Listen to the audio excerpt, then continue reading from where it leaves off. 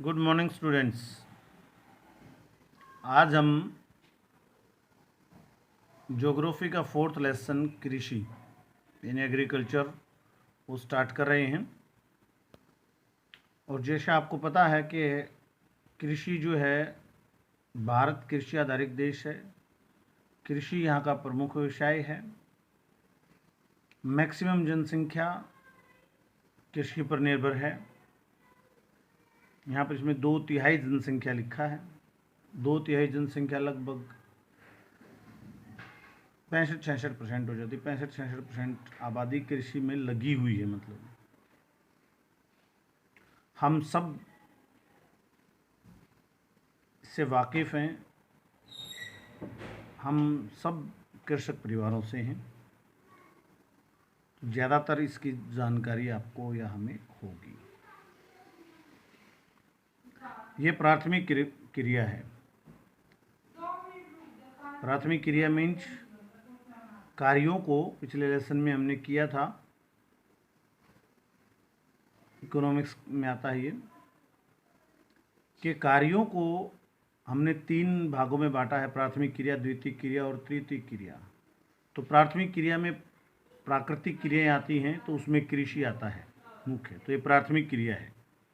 और उसी लेसन में हमने ये भी जाना था कि कृषि जो है हमारे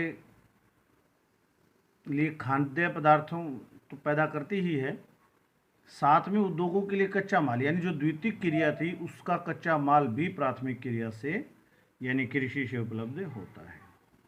ठीक, यानी भारत एक कृषि प्रधान देश है। 2/3 जनसंख्या कृषि कार्यों में सीधे सीधे लगी हुई है। ये प्राथमिक क्रिया है और उद्योगों के लिए कच्चा माल उपलब्ध कराती है। ये साधारण कृषि की विशेषताएं या डेफिनेशन हो जाती है।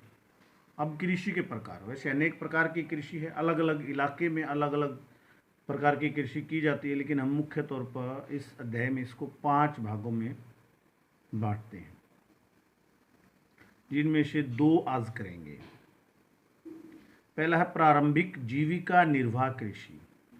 प्रारंभिक जीविका निर्वाह मीन्स प्रारंभिक का मतलब पहले समय में होती थी। ये हो सकता है किसी पिछड़े इलाकों में अभी भी होती हो, लेकिन ये प्रारंभिक लिखा हुआ है मतलब पहले होती थी। यानी शुरुआत में जब कृषि की तो लोग जीविका निर्वाह यानी अपने गुजारे के लायक ही कृषि करते थे। यानी जितने हमें चावल चाहिए खाने के लिए घर में उतने चावल उगाते थे, जितने गेहूँ चाहिए खाने के लिए उतने गेहूँ उगाते थे, और जो दूसरी चीज़ें चाहिए, दालें चाहिए, वो उतने प्रकार का उतना ही उगाते थे।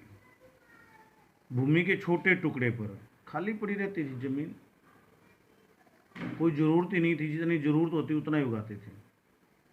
पुराने ही कृषि के औजार थे। आदिम आदिम होता है मतलब पुराना, आदि मानव बना ना, जैसे आदि माने बहुत पुराना, तो आदिम का मतलब पुराने ही।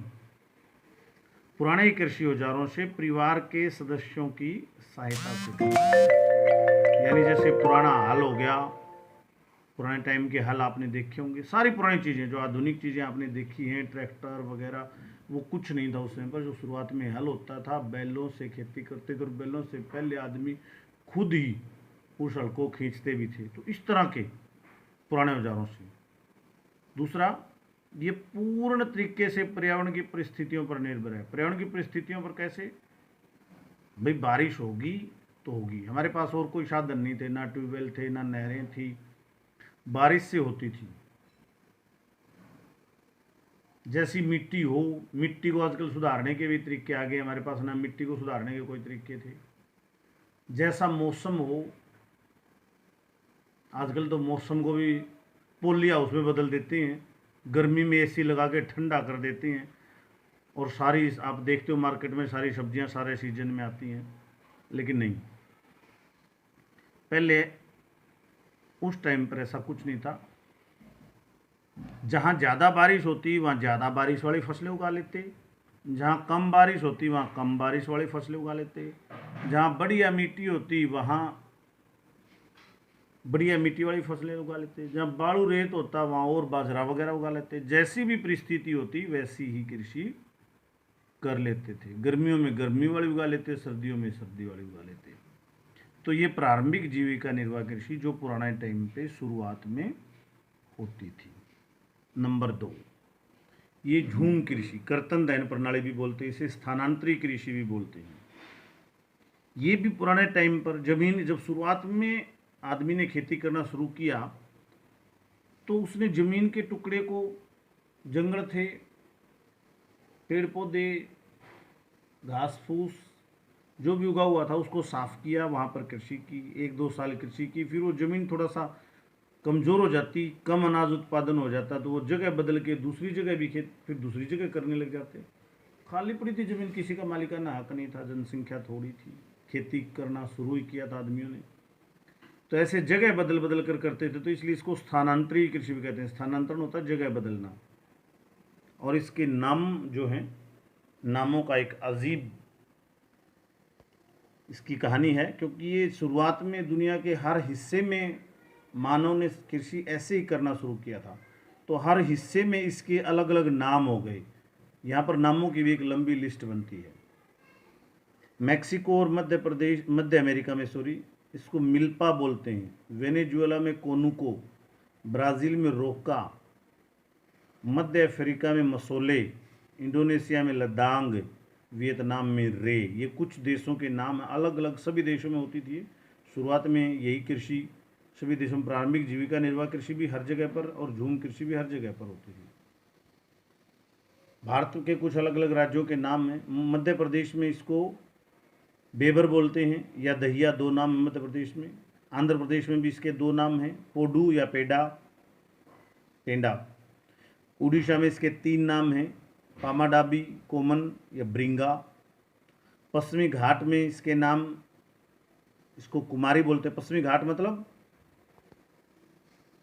जो अरब सागर की तरफ समुद्र से लगता एरिया है वो पश्चिमी घाट, उसमें महाराष्ट्र का एरिया भी आ जाता है, गुजरात का एरिया भी आ जाता है, उसमें केरल का भी, कर्नाटक का भी, ये सारा एरिया पश्चिमी घाट का एरिया है, इसमें कुमारी बोलते हैं। दक्षिण पूर्वी राजस्थान में, दक्षिणी पूर्वी राजस्थान यानी नीचे गुजरात और मध्य प्रदेश की तरफ लगता राजस्थान, उसमें इसको वालरे या वाल्टरे बोलते हैं। हिमालय क्षेत्र यानी पहाड़ी एरिया में जहाँ जहाँ कृषि होती है वहाँ पर इसको खिल बोलते हैं, खिल। झारखंड में कुरुआ। उत्तर पूर्वी प्रदेश यानी ये जो उधर हमारी 7 सिस्टर स्टेट्स हैं, आसाम, अरुणाचल प्रदेश, मिजोरम, मेघालय वगैरह, उन स्टेटों में झूम बोलते हैं। चलो, तो अनेक नाम हैं, ये वैसे आपको जानकारी के लिए बता दिया, इतने नाम आपको याद नहीं करने की ज़रूरत है। आपने याद सिर्फ 3 नाम इसके करने हैं, झूम कृषि, कर्तन दहन प्रणाली और स्थानांतरित कृषि। स्थानांतरित कृषि तो जगह जगह बदल के करते हैं। झूम और कर्तन दहन का मतलब होता है घास फूस या पेड़ पौधों को उखाड़ कर साफ करके की जाने वाली कृषि। तो आज इतना ही करेंगे।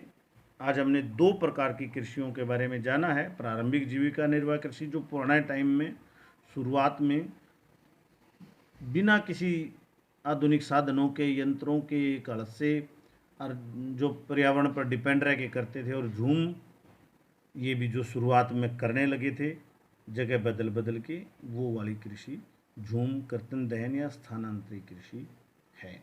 बाकी 3 प्रकार और जो कृषि के रह गए और बाकी लेसन कल। आज इतना ही, धन्यवाद।